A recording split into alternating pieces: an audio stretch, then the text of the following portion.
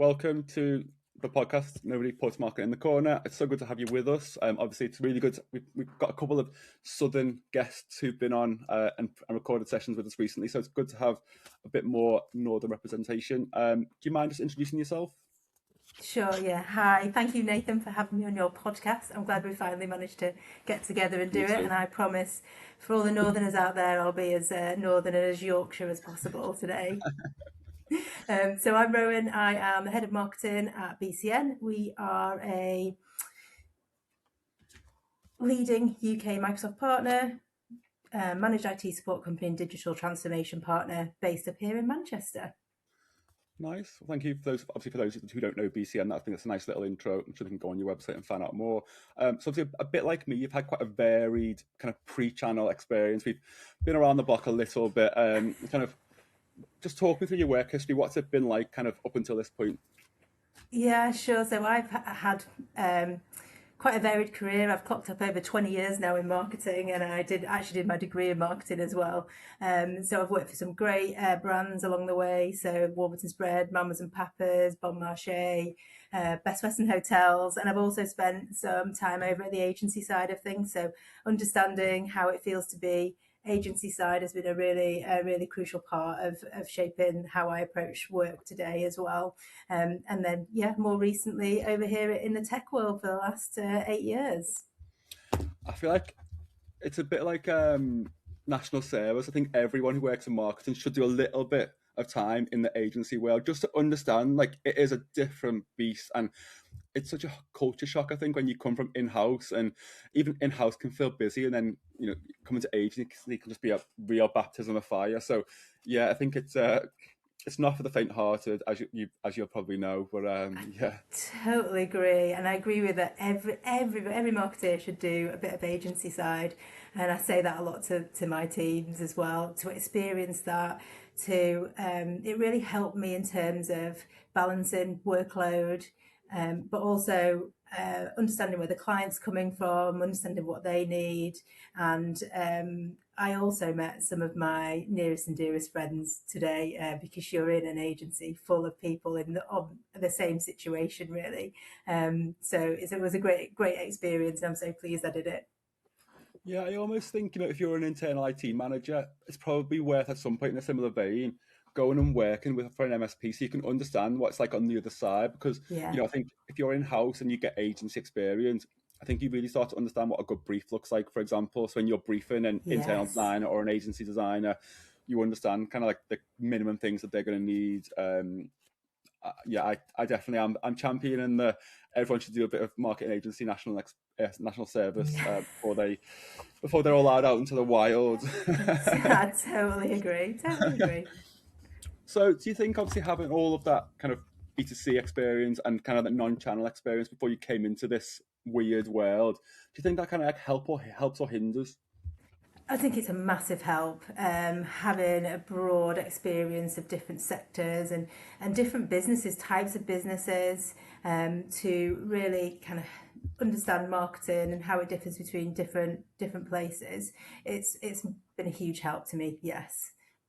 No, I think I would agree in that respect. I think, ultimately you are trying to engage probably some of the businesses that you've worked with before. So actually understanding how they work and how they operate. When we talk about, persona pain points and needs and challenges, I think it just gives you that kind of internal perspective. And, I certainly before I came into channel about 8 years ago, probably similar time to you, um, was working with a lot of industries from an agency side. So understanding, this is what kind of education businesses look for. And then we then work with partners who are trying to get into the education industry. So, things like Bet, we know what goes on there, we know what good looks like. I think it just helps you with that, I suppose, relevance and understanding. What, Yeah, sorry, go on. I was going to say, no, it's like it's understanding the way they speak, isn't it? And you go from one to the other, and knowing that what's important to them and understanding their lingo.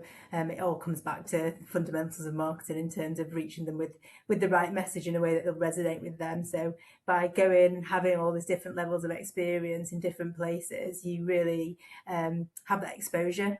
So Yeah, definitely. Obviously, putting all that to the side for a moment, like what got you into IT? Because it's not it's not the most sexy of industry, and if you're in it, I think you love it and you live and breathe it, and you get really excited, and it's kept you here for 8 years, and me similar. But you've worked with some, recognizable brands. People have warm feelings towards them. Kind of what lured you into this side? Yeah, I think a lot of people that I speak to in the industry say the same. They almost fell into it accidentally, and then when they got into it, they actually love it so much. That's it. That's them for life, and they're in this business and this sector going forwards. For me, it was a similar story. I had my first baby 9 years ago, and after going back to work, COVID hadn't happened. The world of kind of flexible working wasn't really there. Everyone was really sat at their desk 9 till 5, Monday to Friday. You got a day at home if you're lucky. So I needed that extra flexibility really. So I just decided that I would go out and start up on my own, and I basically went freelance for a couple of years, working again with brands and doing sort of more contract work. And then at one point I was asked to go into another MSP in Manchester, work with them on a rebrand, and then that was on a contract basis, and then they asked me to stay.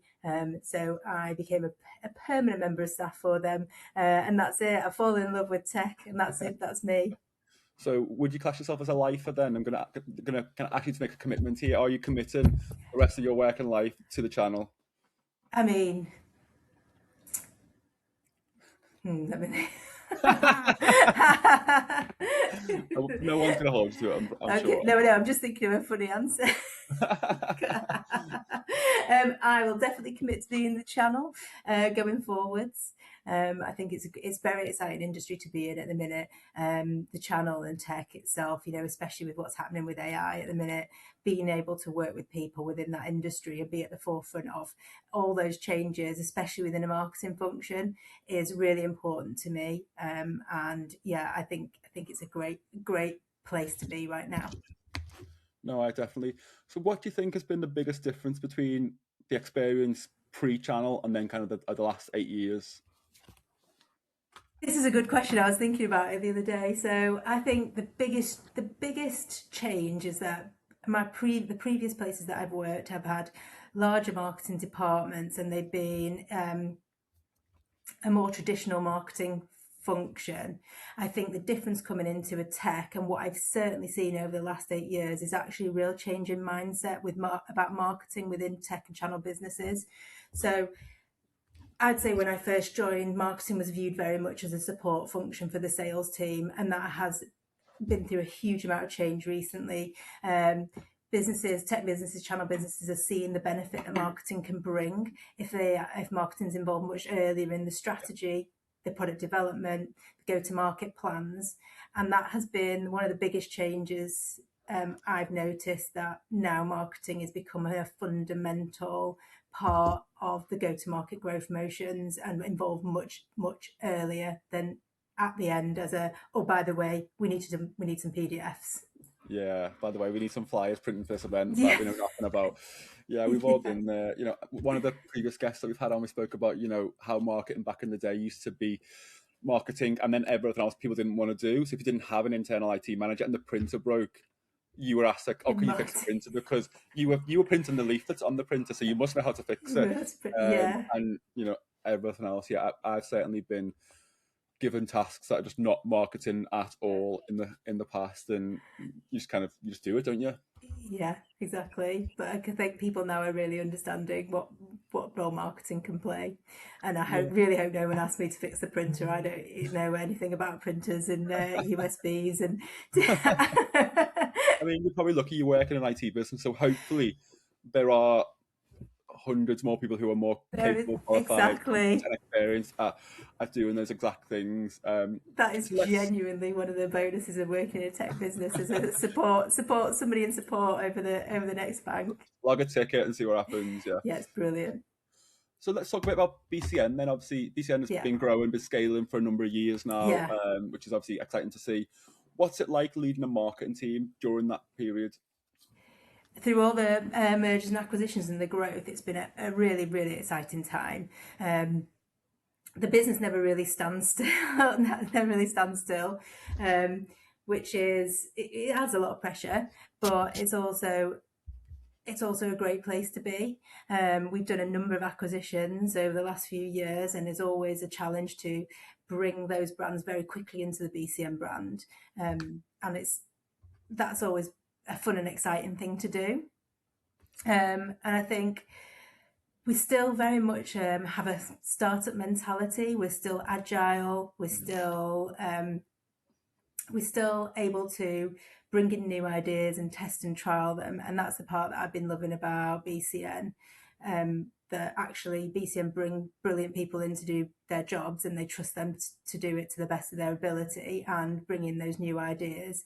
And there isn't the process and protocol that necessarily is with those larger enterprise B2C type businesses that I've been in previously.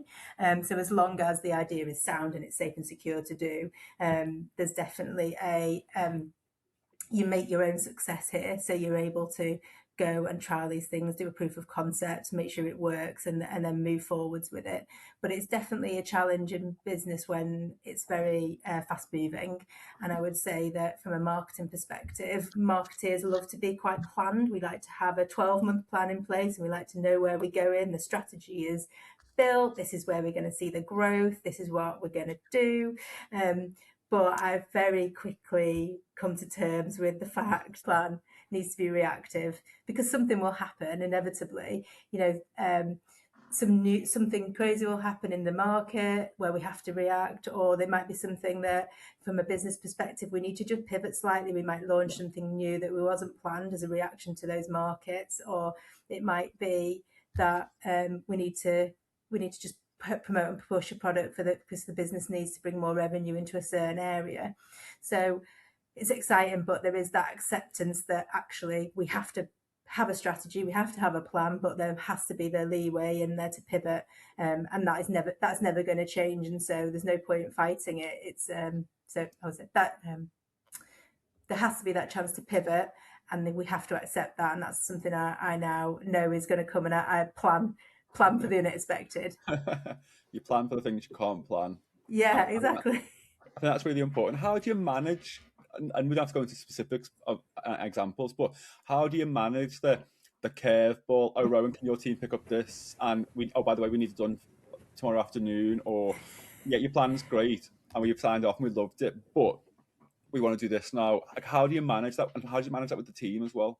Yeah, and I think it's always tricky, but these curveballs do happen. And as long as we look at obviously the workload and everything that's in, and we have to decide, well, what's the impact if we drop this and move on to something else? And has whoever's asked for that, are they aware of what needs to drop? And is the return better on just switching things and delaying things? And the team again have got into that mindset of changes do happen. So as long as that change is going to be a benefit to the business and bring in the revenue that we need, then we will obviously manage that and communicate out with the relevant people and the people that impacts, really. How would you describe your approach to market, and then as BCN, kind of what's that look like on the plan stuff, probably? What does that look like? In terms of all the activities we're doing, it's all so our marketing obviously stems right down from what is the overall business objective, where do we want to be, what's the 1, 3, 5 year plan, and then we're breaking that down into actually those really strategic marketing go to market plans. So where do we see the growth coming from, and then following the usual tried and tested. What's marketing all about? It's knowing who your ICP is, knowing who you're trying to reach with what message, and then how you're gonna get to them. So I wouldn't say it's any different from any other normal marketing function. Okay, nice. I know a couple of years ago you guys made a strategic pivot to kind of be closer to Microsoft. Kind of what brought that, and kind of what is that driven, I suppose? The BCN has always been aligned to Microsoft in terms of our products and services. We're Microsoft first, and it means that we can give our clients maximise their Microsoft ecosystem and get them the best out of that platform. And we've been really, really successful as it stands. And then more recently, we have decided to align, as you said, more strategically to Microsoft, so that we can grow with them and help them grow. And so again, we set ourselves a really ambitious but achievable target of becoming a UK managed partner with Microsoft. And as you know, Nathan, from being in the channel, you know how difficult that is, and there's a Yeah. lot to be done. But we know if we get to that point, we will obviously benefit from all of the benefits that a managed partner does, and it'll Yeah, be 'cause I great think, for BCN. yeah, and I think obviously I think obviously we're connected on LinkedIn, so I see some of the activity you do. Yeah. You're doing a lot more co-sell events. You're doing a lot more kind of collaborative stuff. Kind of, how has that been? And kind of, is that a long-standing thing that you've done? Obviously, I've seen it happen quite recently, and you've done some events that looked amazing. Yeah. How has that? How has that been? Yeah, so we've done so late last year. We made a very strategic decision to go from a direct partner into an indirect partner via a third party distributor, and we definitely benefited from that relationship with Arrow.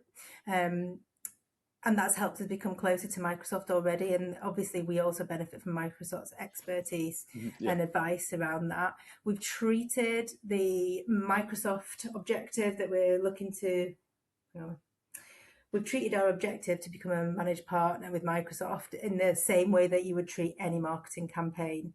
So, really understanding who's our audience. So, who in Microsoft do we want to get in front of, and how are we going to do that, and what's the message that we want to do, and how can we speak in Microsoft language. And then, so because of all the work we've been doing and the relationship with Arrow as well, when we're now running our events, which we've always have done, we're just doing it a lot more aligned to Microsoft and getting those guys along to support us in the work that we're doing, and that has been really, really great. Yeah, I mean, you've been in some cool venues, obviously, and the events Yeah, look really good. So I think, obviously, if anyone watching this podcast can hopefully take some inspiration, take some ideas from that. If you know, as most partners do, they want to get close to Microsoft. It's one of the key objectives, I think, for most yeah, partners. You know, I think there's some opportunities there. You know, nail your ICP, make sure you're sending the right message to the right person at the right time, and you're not just doing a blanket newsletter. As I think most people start off, I think it's just going to alienate rather than kind of fight your cause. But no, I think there's definitely some good nuggets people can take there. Yeah, and we loved, and you talked about some of the events that we were running. We actually ran a big event in London recently, and it was really cool because we got to find an amazing venue. But actually, we have a client, the National Liberal Club, and we approached them because we wanted to host our event in a client-owned venue, and their event was perfect, and it was a beautiful building steeped in history, and Yeah, we turned up as BCN and we talked about AI in the future, and it was just a lovely contrast, really. And it was also fantastic to support a client. yeah. Um, so that was really, really fun to do. Nice. So remind me, the marketing team is how big? We are small and mighty. We have a team of four of us. So we span across, new business, demand generation, Microsoft Alliance, and all around marketing, working on, all the usual stuff you'd expect a marketing team to do. I like small but mighty. I see you guys Yeah. look like you're achieving a lot. I think it's a really nice way to frame it.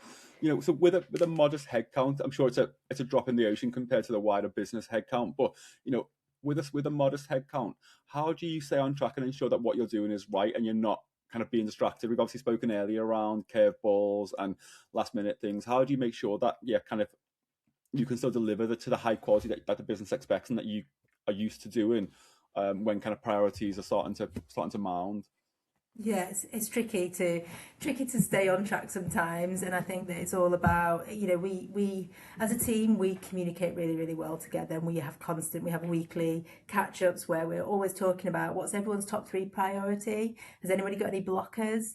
Has anyone thrown any curveballs in that actually means you need to stop and pivot?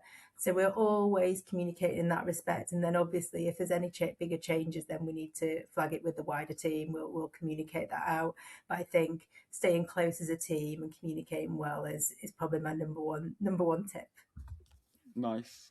Given everything that's happened over the last few years, obviously hybrid working's the norm, AI is kind of rewriting the business playbook, but then arguably it's enforcing marketers of people like, you've got maybe a year or two extra experience than I've got on paper, but like it's forcing us to think about, okay, well, how do we do our jobs? Because the old way of working is suddenly becoming quite quite outdated quickly. How do you manage that? That question again, Nathan, sorry. So I start again, yeah. So given everything that's happened over the last couple of years, obviously there's hybrid working quickly became the norm. So now people are not in the office necessarily, and now AI is rewriting the playbook, and it's making us all kind of rethink. And we worked a certain way for you 20 years, me probably just shy of 20 years. Now this thing called AI has come in, and it's kind of making us rethink about, okay, well, what we did yesterday, is that right for today? Is it right for tomorrow? How does that play into kind of what you guys are trying to achieve? We talk about the frontier firm narrative, and Microsoft really champion it about how does BCN make its customers frontier firms. But then you've also got to practice what you preach in the back end, haven't you? And how do you scale that when you're used to working a certain way? So the question I was asking is, kind of how is AI shaping and affecting, and kind of what's your experience of that? Yeah, I mean, AI has it has changed the world as we know it, hasn't it?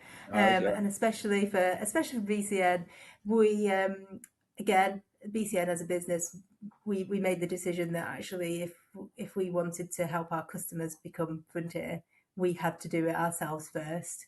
So we behind the scenes have been through a whole process of becoming frontier. We looked at every team, every department, and worked out how we can incorporate AI to change the way we work, drive efficiencies, relook at the processes. And really look to do that ourselves first, and then we've been through those challenges, and then we can really say to our clients that we've been there and done that, and actually here's the stats we've got to back it up. These are the changes that we've made, we've done that, and now we can help you. Clearly from a marketing perspective, the marketing is the one of the top use cases for AI coming in and changing the goalposts. And so certainly within my team, it's an ongoing part of the way we work to review which AI we're using.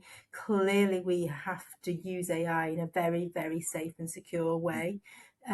Again, when we're looking at changing tools, trialing them, all the good stuff to make us go faster and do better, but obviously retaining the human in the loop. We're checking things like, is it safe and secure? We have a security team here, so they sometimes have to tell us, no, you can't use that third party tool. That's not gonna. That's bad. Which is really frustrating because we want to go quick and we want to do stuff, but it has to be secure. So we're always looking at what we can use externally, what tools we can bring in, but then internally, how can our internal AI and innovation teams help us? So it's a lot to keep pace with, isn't it? I think you must have found the same. How are you finding working with AI? It's a challenge, isn't it? I think it's a challenge, but I think it's an incredibly exciting opportunity. And we've got some Yeah, clients who are so open to embracing AI, and they're challenging us about how we can use it and how we can incorporate it into some of their processes, and how we can help them go faster. So it's almost kind of like you're stuck between a rock and a hard place, because your heart is telling you one thing and your mind's telling you another. Your heart's telling the the old way of working is great, and creativity shouldn't be meddled with, and then you've got other kind of maybe your brain saying, yeah, but if you don't get on board with this, you're going to be left behind. And I think businesses and partners in the ecosystem look to agencies and look to consultants and freelancers and practitioners as the experts and best practice, and want to follow them and want to learn from them. And if we're still operating the old way, like, what does that say yeah, about us? We're trying to position ourselves as being at the front of the partner ecosystem, being frontier in our own rights from a marketing function and a marketing kind of partner. So we've got to grapple with some of those real internal decisions of what is right and what isn't right. How do we make sure it's secure? How do we test it? And we can't try some of these things with a client for the first time. So behind the scenes, we've probably got maybe 10, 15, possibly even more, like, small, like, pilot use cases, just to figure out, if we use AI for this, what's the repercussion? What's the opportunity? If we use it for this, does it impact anything? Obviously, I'm certainly a big believer, and this is not trying to big up our business or anything, but we're really investing in creative right now. So we're bringing in a new content person. We're bringing in an extra design resource, because they are the things I think matter the most. I think low code and building platforms and tools, I think, can get you so far, and I think you can get away with using that, I think. But when it comes to wordsmithing and adding creative flair, AI just can't get creative at this moment in time. And my gut says it might be 5 years away from doing so. So how do we still kind of bring AI in, but also bring the creative element and really doubling down on kind of creative people when a lot of our competitors in and out the channel are doing the opposite. They're seeing AI as being a shortcut to profitability, where I'm thinking the long term opportunity here isn't for us to take shortcuts. It's for us to stick to the mission, but then try and figure out where AI can add value and where it's just going to distract us and actually not going to drive the right results for a partner. So it's a tricky one. It's very Yeah. tricky. It's Mm, hard, isn't it? And I think I've spoken to a lot of certainly like freelance copywriters, freelance designers who are really having a really tough time in the market right now because mm, everyone just wants to use AI. But then as a marketeer, when I'm looking at all that content that's coming out of AI and it's not the quality that we're used to, it's obviously AI and no yeah, one's taking any care over it. I think that says a lot about a brand actually if they don't want to even take the care into what they're producing and yeah. sending out. And I think that will become more important in the future. And customers will be looking for brands that are connecting with them and taking the time and the effort to give them really great content and not just use whatever AI has told them to. No, I completely agree. I mean, that was quite a deep subject we've just gone on to. So if we move on to something a bit more light-hearted, if you had all the time in the world, all the money in the world, and you knew what you knew now, what would you do differently? That is a great question. I'd probably choose another career. Become a content creator, No. a TikToker. Oh, what I don't know what to say for this one, Nathan. What did your other guys say? This is the only one I've asked this question to. Well, if I had all the time and the money in the world, what would I do differently? Within your expert, so within the Yeah. marketing remit, so kind of like if you knew then what you knew now and you had the budget and the time, what would you do? What would I do differently? Don't know actually. Don't know. What would you do? I think I would probably like double down on ICP sooner, probably. Like Hmm. I've worked in agencies before who were generalists, and it was actually like growing those businesses. Even though my businesses were growing, those businesses was really hard because they didn't know who they were, and therefore customers didn't know that they were the right agency for them. I think look at our proposition; it's so freaking clear who we are and who we serve. Yeah. Like we're so nailed down. So I would probably encourage or maybe go alone and kind of champion that mission sooner because I think we're a clear use case of if you understand who you're talking to and you live and Yeah. breathe their challenges, even though you're not in those businesses, you understand their challenges more than them sometimes. And that's an incredible position for us to be in. But if we were a broad channel agency like a Resource IT or someone, for example, who were trying to straddle every vendor, you become a generalist in a niche space, and it's such a weird place to be. So I would do what I'm doing now, just sooner, and Yeah. kind of go deep on it. And if I had this opportunity 10 years ago, when like AI wasn't a thing, and so therefore consultancy was a lot more scalable. Like I could be a billionaire, probably not maybe not a billionaire, but I could be a lot wealthier than I am now. Do you know what I mean? Yeah. I wouldn't be wearing Yeah. Buku. I'd be wearing like Gucci or something or Prada or whatever. But that's what I would do. Yeah, I think you're right. I think it's that investing in brand. Hear a lot the term. There's no demand without brand, and I think investing in brand really heavily, and as you say, being really strong about who you're trying to target and making sure your brand is reflective of that. I think that has to be the way to go, and that does make the biggest difference in the long run. It does.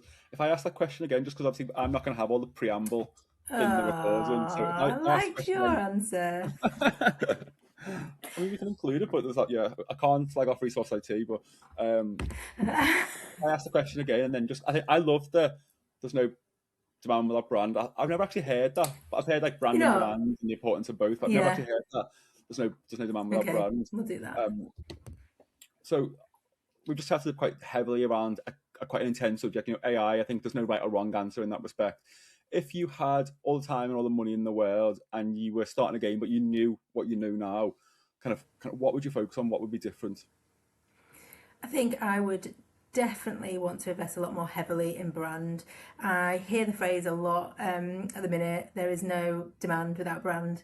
And I think that's really true. So being really confident in who you're targeting with what messages, and getting your brand message right, and then investing in brand awareness, I think is where I would heavily invest going forwards. Nice. No, I like that. I've never heard the there's no demand without brand, so I quite like. I mean, that's such a true story, and we talk about the importance of brand awareness in that wider piece. But yeah, I've never actually heard that phrase, so that was a nice one. I think that's a really nice place to finish up. To be fair, so thanks so much, Rowan, for coming on, sharing your experiences, and I'm so glad we finally got a date in the diary. No, thank you so much for having me. It was great to No, chat. thank you for coming. Yeah. All right, take care. Speak to you soon. Bye. Bye bye.